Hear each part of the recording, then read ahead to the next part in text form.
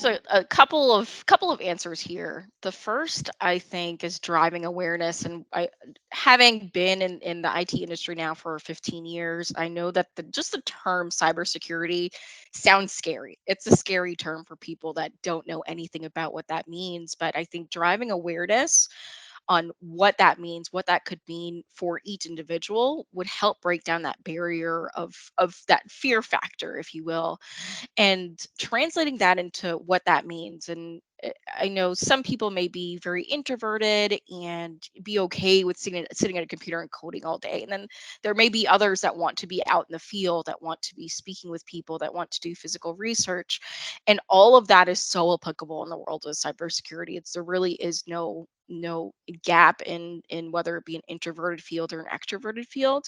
But I think driving the awareness and breaking down that barrier of how, yes, of course, you're going to need those core tech skills, but it's applicable to so many things that are relatable today. So when I think about the generation that's coming now, I think about it through the lens of my little brother. He's 22 years old. He's coming up in the world, and he's learning, and he's in this very digital era where everything is, everything he needs is right here in a cell phone.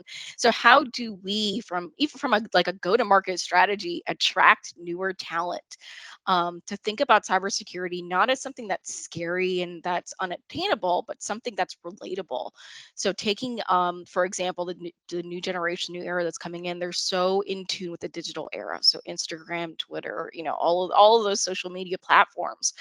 How can we use advertising and marketing to our advantage, and maybe even, I'm thinking out loud here, and I may go off on a tangent, so feel free to reel me back in, but maybe even partnering with really strategic advertising and marketing agencies to help us come up with what that wording and messaging should look like to attract the right people to the right type of field. And whether it be, working in a corporate structure where you're housed in databases and secured email, or whether it's um, working in a social layer like Instagram or Twitter and managing those servers, or whether it's out in the field and working for brick and mortar type companies like Nordstrom or Saks Fifth Avenue, and layering into the fashion industry, or even diving into healthcare where cyber is just as relevant, if not worse, because it's personally identifiable, very, very personable and tangible information.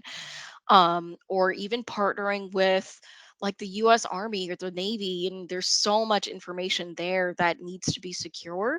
But I think attracting the right talent by sort of opening up that awareness of what that looks like as an end result. If I study cybersecurity, what does that look like for me? And going down that pathway of, okay, what are you interested in? Forget about education for a second, forget about money for a second. Let's talk about, what do you like to do?